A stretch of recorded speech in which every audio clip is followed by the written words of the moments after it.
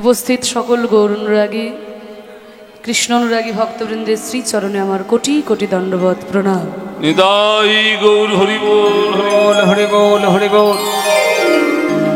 আজকে এই অঙ্গন মাঝে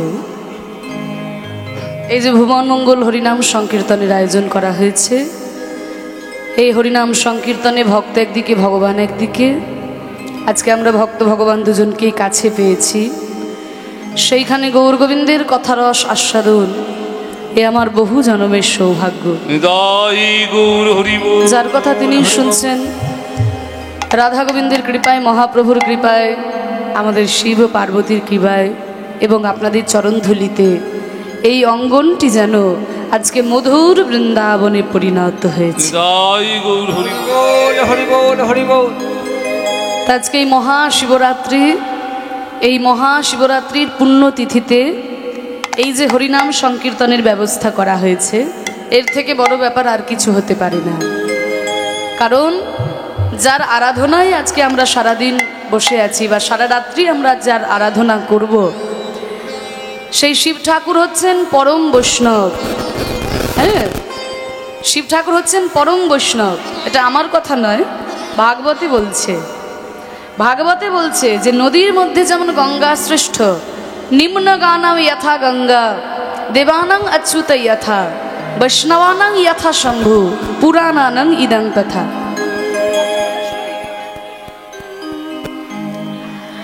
বলছে নিম্নগা নাম যথা গঙ্গা। নিম্নগা মানে হচ্ছে নদী। নদীর মধ্যে যেমন গঙ্গা শ্রেষ্ঠ, দেবানাং অচ্যুত যথা, দেবতাদের মধ্যে সর্বশ্রেষ্ঠ হচ্ছেন বিষ্ণু, আর বৈষ্ণবানাং যথা শম্ভু, যত বৈষ্ণব আছেন বৈষ্ণবদের মধ্যে সর্বশ্রেষ্ঠ হচ্ছেন শিব ঠাকুর। বৈষ্ণবানাং যথা শম্ভু, পুরাণানাং ইদং তথা। অর্থাৎ ভাগবত যেহেতু বলছে যে পুরাণের মধ্যে 18 যে পুরাণ রয়েছে, পুরাণের মধ্যে আমি শ্রেষ্ঠ, অর্থাৎ ভাগবত পুরাণ। তাহলে নদীর মধ্যে যেমন গঙ্গা শ্রেষ্ঠ, দেবতাদের মধ্যে নারায়ণ শ্রেষ্ঠ, আর ভাগবত শ্রেষ্ঠ হচ্ছে পুরাণের মধ্যে, ঠিক তেমনি বৈষ্ণবের শ্রেষ্ঠ হচ্ছেন দেবাদিদেব মহাদেব। তার আরাধনায় আজকে সারা রাত্রি আমরা যার আরাধনা করব, তার আরাধনায় এই হরিনাম সংকীর্তনের ব্যবস্থা করা হয়েছে। এর থেকে বড় ব্যাপার আর কিছু হতে পারে না। মায়েরা তো আজকে সকাল থেকেই সকলেই উপবাস করে আছেন, শিব ঠাকুরের আরাধনায় আমরা সকলেই মত্ত হয়েছি। চলুন আমরা সবাই মিলে একটু শিব ঠাকুরের চরণে প্রণাম জানিয়ে নিই। সবাই মিলে একটু প্রণাম জানাই, তারপরে আমরা তৈত্যলীলা আস্বাদন করবই। সবাই মিলে মায়েরা একটু হাত জোর করে বসো, আমরা শিব ঠাকুরকে একটু প্রণাম জানাই। ওম নমঃ শিবায়, ওম নমঃ শিবায়, ওম নমঃ শিবায়, ওম নমঃ শিবায়, ওম নমঃ শিবায়, ওম নমঃ শিবায়, ওম নমঃ শিবায়, ওম নমঃ শিবায়,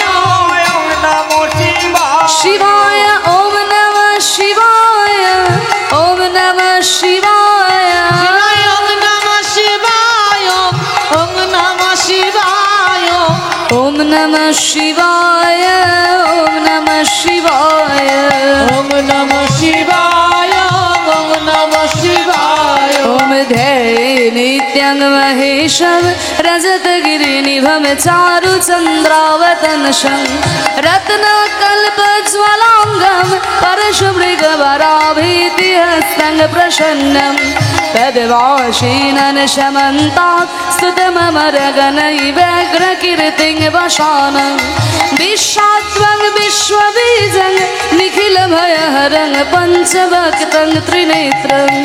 ॐ नमः शिवाय, ওম নমঃ শিবায়, ওম নমঃ শিবায়, ওম নমঃ শিবায়। দেখুন এই যে মন্ত্রটি গাইলাম, এটা হচ্ছে শিব ঠাকুরের ধ্যান মন্ত্র। ব্রাহ্মণরা কিন্তু পুজো করার সময় এই যে ঠাকুরমশাইরা আপনারা জিজ্ঞাসা করবেন, সমস্ত যে কোনো দেব, আজকে শুধু শিবের ঠাকুরের পুজো বলে নয়, যে কোনো দেবদেবীর পুজো করতে গেলে পঞ্চদেবতার পুজো আগেই করতে হয়।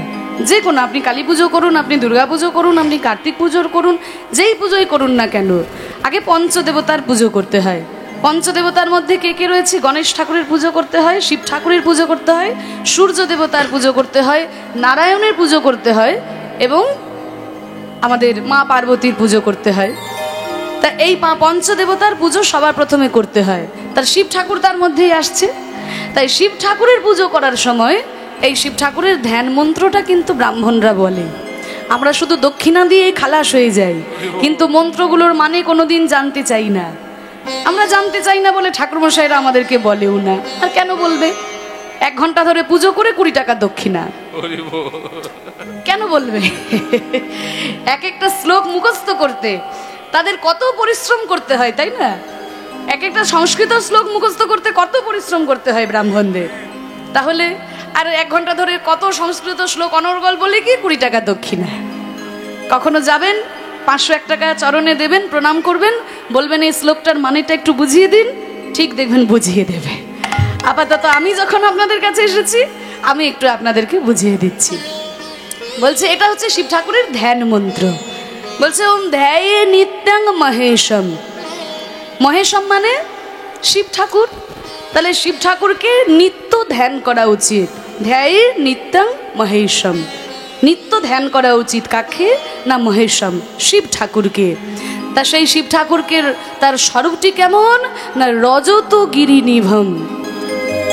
রজত মানে হচ্ছে রূপ, গিরি মানে হচ্ছে পর্বত। শিব ঠাকুর যখন ধ্যানে বসে থাকেন মনে হয় যেন একটা রূপোর পর্বতমালা ধ্যানে বসেছে।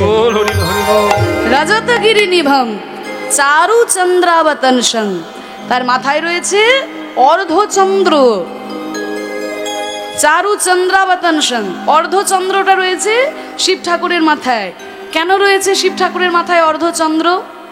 একটু জেনে নিন।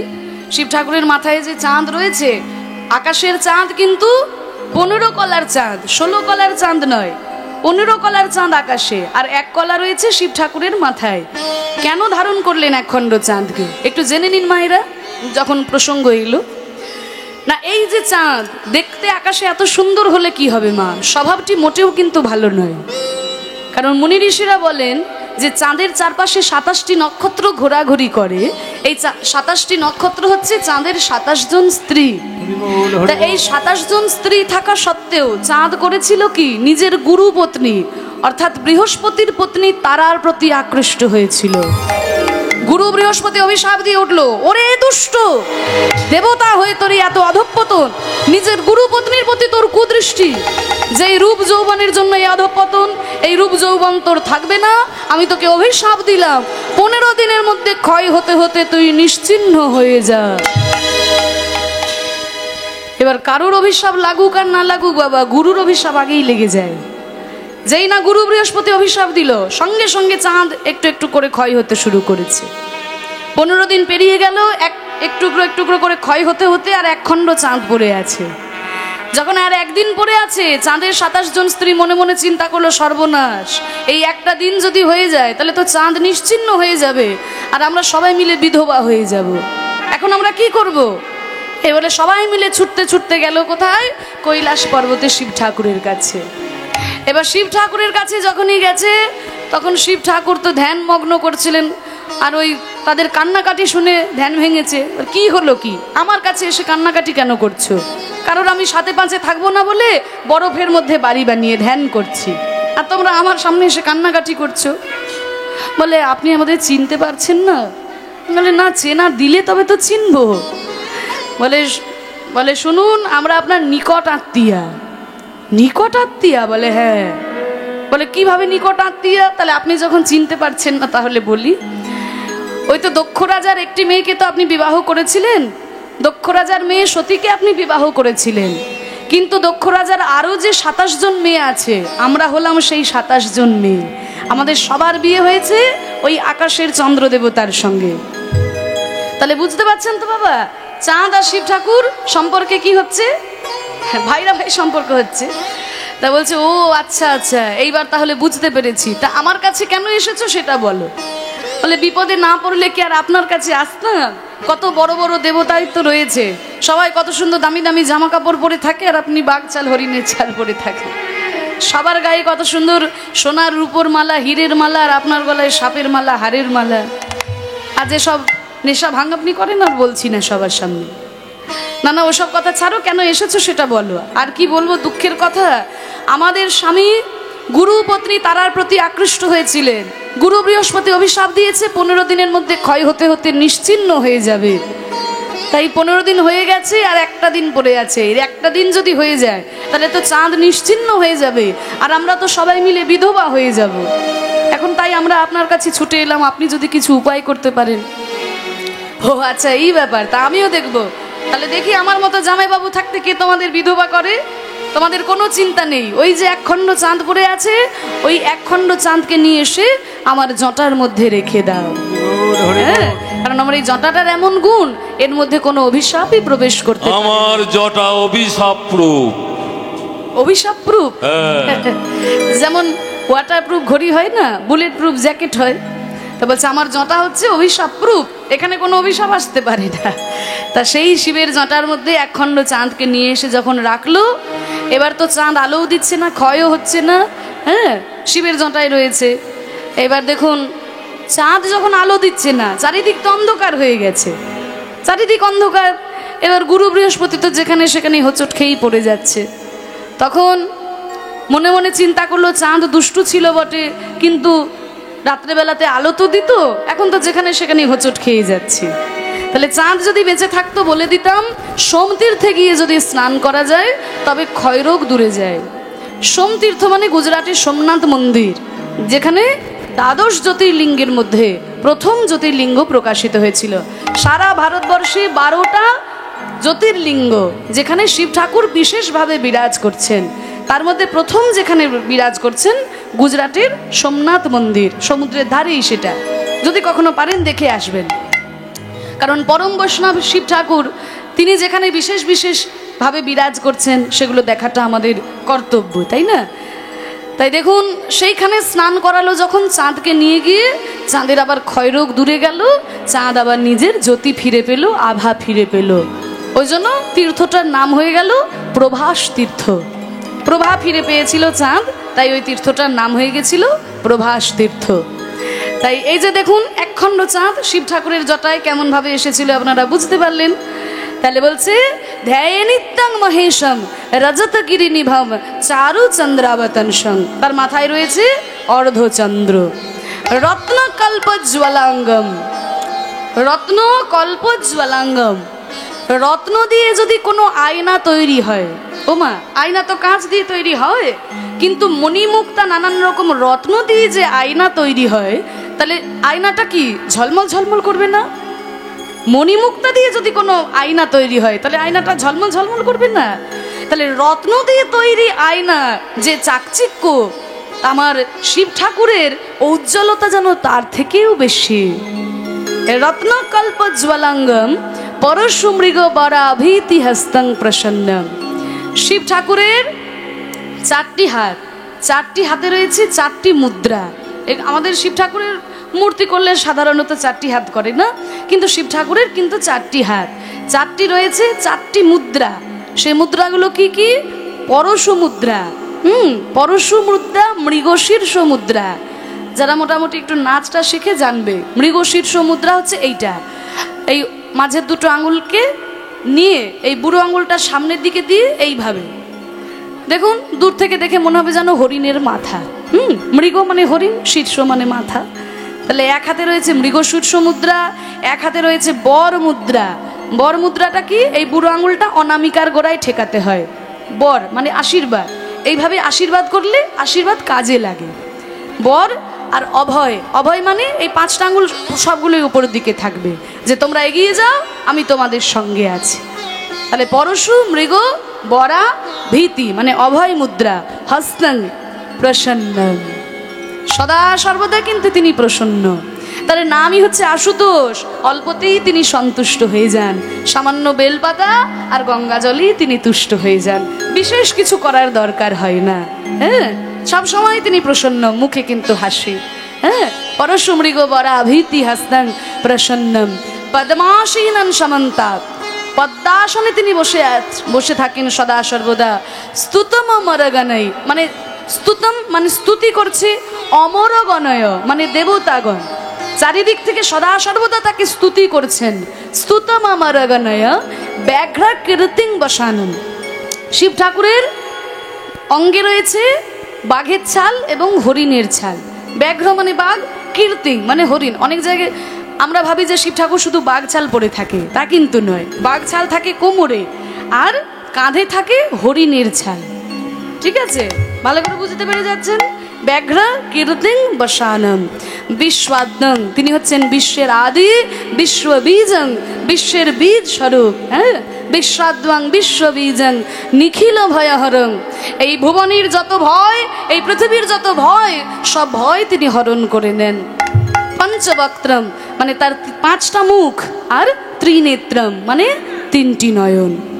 এবার ভালো করে বুঝতে পেরে গেছেন? মন্ত্রটা বুঝতে পেরে গেছেন তো? ধ্যায় নিত্যং মহেশম মানে নিত্য ধ্যান করা উচিত কাকে? না মহেশকে। সেই মহেশ কেমন? রজত গিরিনিভম, দেখে মনে হয় যেন একটা রূপোর পর্বতমালা বসে আছে। রত্নকল্প জ্বলাঙ্গম, রত্ন দিয়ে তৈরি আয়নার যে জ্যোতি, আমার শিব ঠাকুরের জ্যোতি যেন তার থেকেও বেশি। রত্নকল্প জলাঙ্গম পরশুমৃগ বরাভীতি হস্তং প্রসন্নম, 4টি হাতে রয়েছে 4টি মুদ্রা, পরশু মুদ্রা, মৃগশীর্ষ মুদ্রা, বর মুদ্রা আর অভয় মুদ্রা। সদা সর্বদা প্রসন্ন হয়ে থাকেন। বিশ্বাদ্বং বিশ্বের তিনি আদি, বিশ্ববীজং বিশ্বের বীজ স্বরূপ, পঞ্চবক্ত্রম 5টি মাথা, ত্রিনেত্রম 3টি নয়ন। এবার বুঝেছেন? এবার শ্লোকটা আরেকবার বলি। ওম নমঃ শিবায়, ওম নমঃ শিবায়, ওম নমঃ শিবায়, ওম নমঃ শিবায়। ওম ধ্যায়ে নিত্যং মহেশম রজত গিরিনিভম চারু চন্দ্রাবতনশং রত্নকল্পজ্জ্বলাঙ্গম পরশুমৃগ বরাভীতি হস্তং প্রসন্নম পদ্মাসীনন সমন্তাৎ स्तुतममरगणै व्याघ्रकीर्तिं वशानं विश्वात्मं विश्वबीजं निखिलभयहरं पञ्चभक्तं त्रिनेत्रम्। ओम नमः शिवाय, ओम नमः शिवाय, ओम नमः शिवाय, ओम नमः शिवाय। ও ভাইরা, আজকে তো তোমরা সবাই শিব ঠাকুরের উপোস করে আছো, তা একটু বলো না আমার সঙ্গে। আমি বলি আমার পরে পরে। ওম নমঃ শিবায়, ওম নমঃ শিবায়, ओम नमः शिवाय, ওম নমঃ শিবায়, ওম নমঃ শিবায়। বাহ, খুব সুন্দর।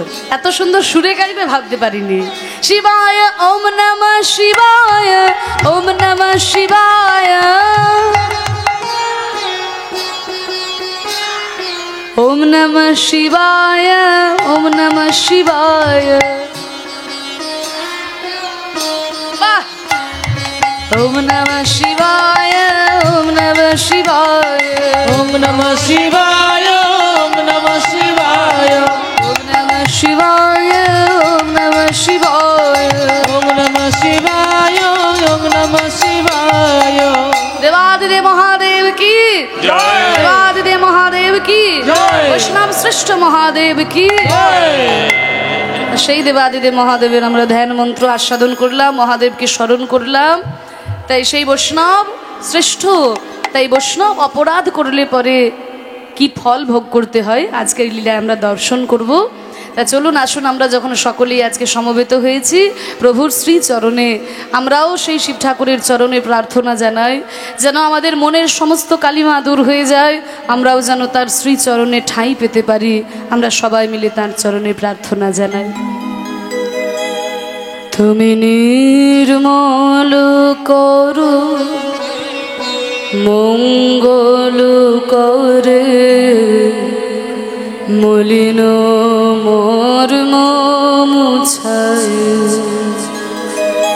তুমি নির্মল করো মঙ্গল করে, মলিন মর্ম মুছায়। তব পুণ্য কিরণ দিয়ে যাক মোর মোহ কালে মাঘুচায়,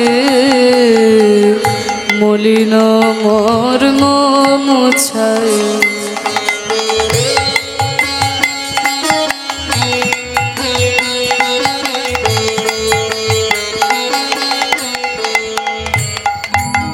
ও মাইরা, এই গানটা তো তোমাদের সবার শোনা, সবার মুখস্থ, তাই না? ছোটবেলা থেকে এই গানগুলো আমরা শুনে শুনে বড় হয়েছি, কিন্তু আমরা বাঙালি হলে কি হবে? এখন আবার বেশিরভাগ বাঙালি বাংলা কথার মানে বোঝে না। বাঙালি এখন ইংরাজি কথার মানে ভালো বোঝে, বাংলার মানে বুঝতে পারে না। বিশেষ করে সাহিত্যের বাংলা যেগুলো, সেগুলো তো আরোই বুঝতে পারি না।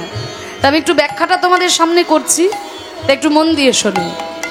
বলছে তুমি নির্মলও করো, নির্মল করা মানে পরিষ্কার করা, মঙ্গলও করে, কর মানে হাত।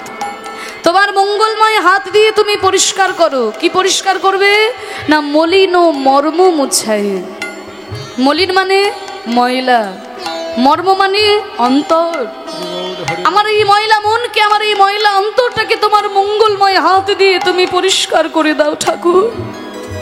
আমি অনেক চেষ্টা করেছি আমার এই ময়লা মনকে পরিষ্কার করার, আমি পারি নাই, তাই আমি তোমার কাছে ছুটে এসেছি ঠাকুর। শুনেছি তুমি নাকি মঙ্গলময়, তা সেই মঙ্গলময় হাত দিয়ে আমার এই ময়লা অন্তরকে তুমি পরিষ্কার করে দাও।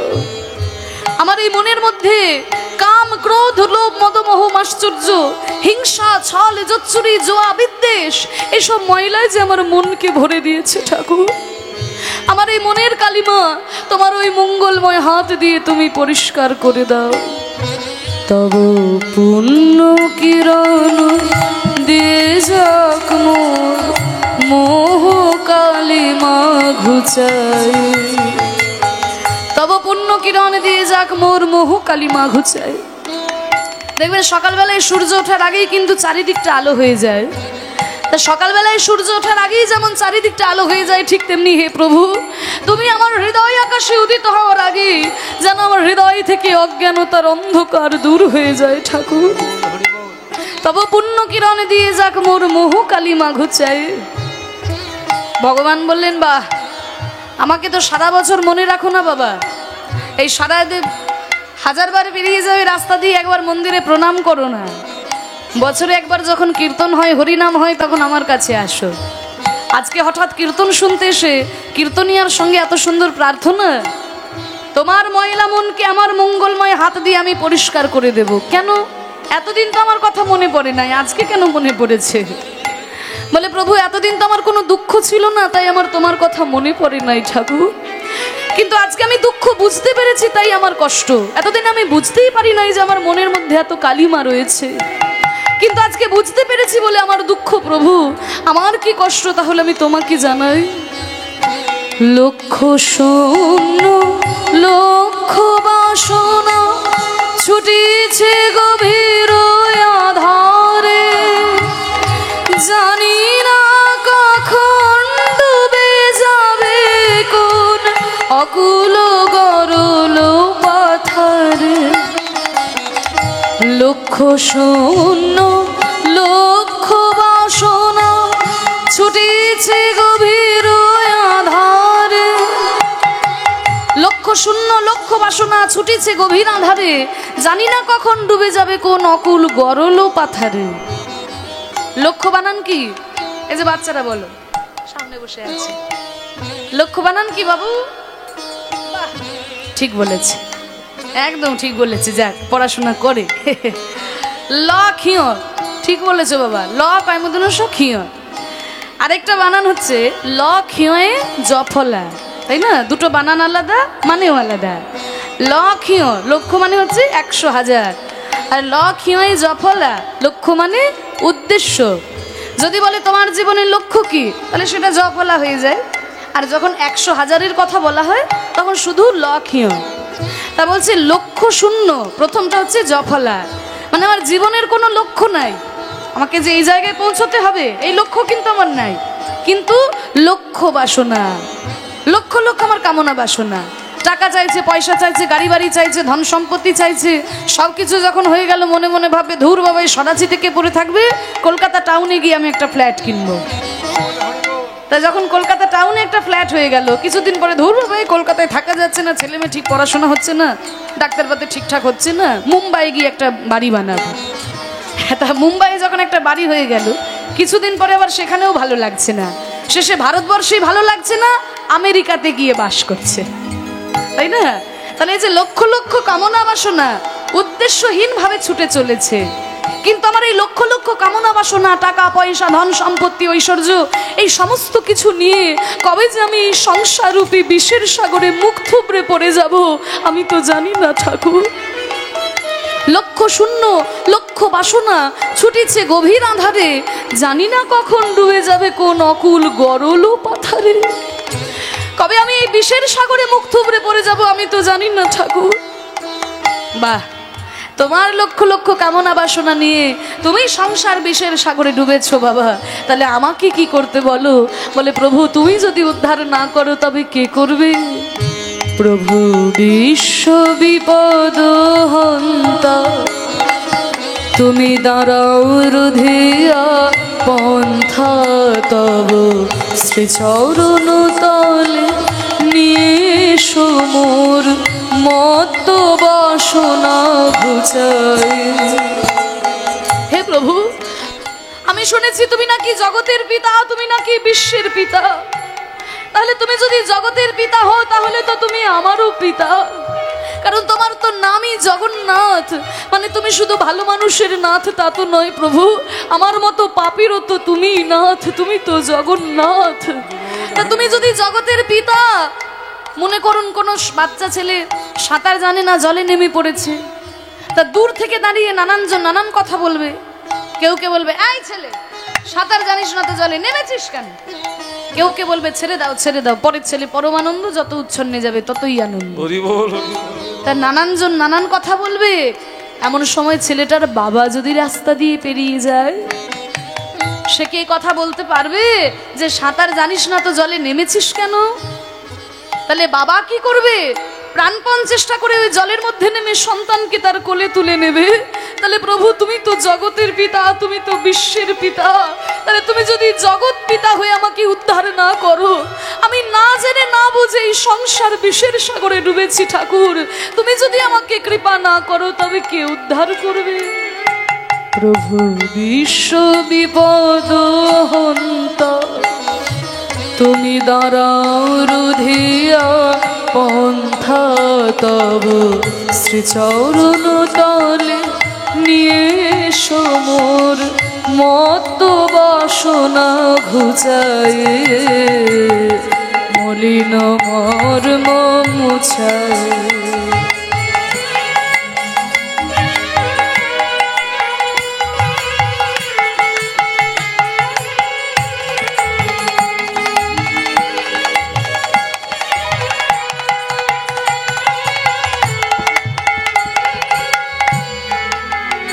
ভগবান বললেন বাহ, তোমরা কলিযুগের মানুষ তো, যখন আমাকে ভক্তি দিয়ে বাঁধতে পারো না তখন যুক্তি দিয়ে বেঁধে দাও, যখন দেখো ভক্তি দিয়ে পারছো না তখন যুক্তি দিয়ে বেঁধে দাও। বেদান্ত দর্শনে আমিই বলেছি আমি সবার পিতা, সবাই আমার সন্তান, ঠিক আছে আমি না হয় তোমাদের বাবা, তা তোমরা আমাকে যখন বাবা বলছো বাবার খোঁজ খবর রেখেছো তো? কি গো, বাবা বললে বাবার খোঁজ খবর রাখতে হবে। তা আমি কোথায় থাকি তোমরা জানো? বলে জানবো না, এই তো কীর্তন শুনে শুনে সব মুখস্থ করেছি। বলে বলো কোথায় থাকি? এই তো রামচন্দ্র থাকে অযোধ্যায়, কৃষ্ণ থাকে বৃন্দাবনে, মহাপ্রভু রয়েছে নবদ্বীপে, জগন্নাথ রয়েছে পুরী ধামে। আরো শুনবে তুমি? আছো অনলয়নীলে চিরনভ নীলে ভূধর সলিলে গহনে, আছো বিটপিলতায় জলদের গায় শশী তারকায় তপনে।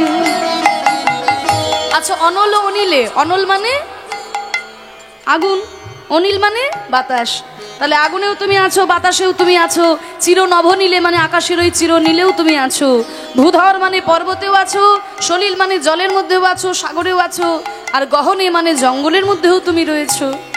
আছো বিটপি লতায়, বিটপি মানে গাছ, গাছের মধ্যেও আছো, লতা পাতাতেও তুমি আছো, জলদের গায়ে মানে মেঘের গায়েও তুমি আছো, শশী তারকায় চাঁদের মধ্যেও আছো, গ্রহ তারকাতেও আছো, তপনে মানে ওই সূর্যের মধ্যেও তুমি রয়েছো। আছো অনলয়নীলে চিরনভ নীলে ভূধর সলিলে গহনে, আছো বিটপিলতায় জলদের গায় শশী তারকায় তপনে। আমার খোঁজ খবর রেখেছো বাবা। আমি কোথায় থাকি তা তো তুমি সবই জানো। তাহলে তুমি যখন সবই জানো তাহলে তোমার দুঃখ কিসের? আমাকে ধরতে পারছো না কেন? বলে ঠাকুর আমি তোমাকে ধরতে পারবো কি করে? আমার অবস্থা কি জানো? আমি নয়নে বসন বাঁধিয়া বসিয়া ধারে মরে গো কাঁদিয়া। হে প্রভু, আমি জানি আমার চারপাশে আমি যা কিছু দেখছি, যা কিছু অনুভব করছি, সমস্ত কিছুতে তুমি রয়েছো ঠাকুর, কিন্তু আমি তোমাকে ধরবো কি করে? আমার এই চোখের মধ্যে যে অজ্ঞানতার ময়লা গামছা বাঁধা, অজ্ঞানতার অন্ধকার আমার চোখে, আমি তোমাকে ধরবো কেমন করে? বুঝতে পারছেন না তো? একটা ছোট্ট উদাহরণ দিয়ে আপনাদের কাছে ব্যাপারটা পরিষ্কার হবে বলে এই অংশটা শেষ করছি। একজন ব্রাহ্মণ ঠাকুরমশাই ছিল, বুঝলেন তো? ও মাইরা গল্প করো না, একটু চাপাচাপি হচ্ছে তোমাদের, বুঝতে পারছি। একটু সামনের দিকে এগিয়ে চলে এসো, নাহলে পিছন দিকে যারা আসবে যেন বসতে পারে। একটু সামনে একটু চেপে চেপে বসো মায়েরা। হ্যাঁ, কথা বলো না, মন দিয়ে শোনো। একজন ব্রাহ্মণ ঠাকুরমশাই ছিল, বুঝলে তো? তা সেই ঠাকুরমশাই খুব শিব ঠাকুরের ভক্ত। এই যে শিব ঠাকুরের পুজো করছে, শিবের পুজো ছাড়া আর কারোর পুজো করে না। সারা বছর শিব ঠাকুরের পুজো নিয়ে সে থাকে, কিন্তু সারা বছর ভিক্ষা করে খায়, সারা বছর ভিক্ষা করে খায়। তা একদিনকে মা পার্বতী শিব ঠাকুরকে বলছে, স্বামী এই ব্রাহ্মণ আপনার এত ভক্ত, কিন্তু এ কি সারা বছর ভিক্ষা করে খায়, আপনি তো ওকে কিছু দিয়ে দিতে পারেন। কি আর দেব পার্বতী, আর কিছু হোক না হোক অন্তত 10 কেজি সোনা দিয়ে দিতে পারেন। 10 কেজি? 10 কেজি কি গো মায়েরা, এখন তো 10 গ্রামে 80,000 পেরিয়ে গেল, তাই না? হ্যাঁ, তাহলে 10 কেজি সোনা দিলেই ঝামেলা মিটে যায়। মানে দেখতে দেখতে এত লাফিয়ে লাফিয়ে চলে যাচ্ছে, মনে হচ্ছে 1 লাখ ছাড়িয়ে যাবে। হরি বল। তাহলে 10 কেজি সোনা দিলেই ঝামেলা মিটে যাবে। তখন শিব ঠাকুর বলছে, শোনো পার্বতী, আমি দিলেও যে ওর কপালে সইবে না। এই তো না দিয়েই বলছেন সইবে না, আগে দিয়েই তো দেখুন। ঠিক আছে, আমি না হয় কিছু দিতে পারছি না, আমি তো ভিখারি মানুষ, কিন্তু তুমি তো অন্নপূর্ণা। ওই যে একটা কথা আছে না, যে মা আমাদের অন্নপূর্ণা আর বাবা আমার অন্ন পায় না। তা আমি ভিখারি হলে কি হবে? তুমি তো অন্নপূর্ণা। তা আমি যদি ওর বাবা হই, তুমি তো ওর মা, তা তুমি দিয়ে দেখো ওর কপালে সয় কিনা। ঠিক আছে, আপনি না দিলে আমিই দেব। এই বলে মা পার্বতী করেছে কি না, যেই রাস্তা দিয়ে ব্রাহ্মণ ভিক্ষা করে আসে, ওই মোড়ের মাথাতে মা পার্বতী গিয়ে 1 লরি হিরে ফেলে দিয়েছে। 1 লরি? 1 লরি হিরে।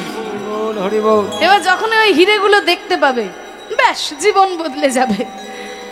এইবার তো মা পার্বতী হিরে ফেলে দিয়ে চলে গেছে, আর ওই রাস্তা দিয়ে ব্রাহ্মণ আস্তে আস্তে মনে মনে চিন্তা করে, ধুর বাবা, সারা বছর ভিক্ষা করে খাই, কোনোদিন কেউ ভিক্ষা দেয়, কেউ ভিক্ষা আবার দেয় না।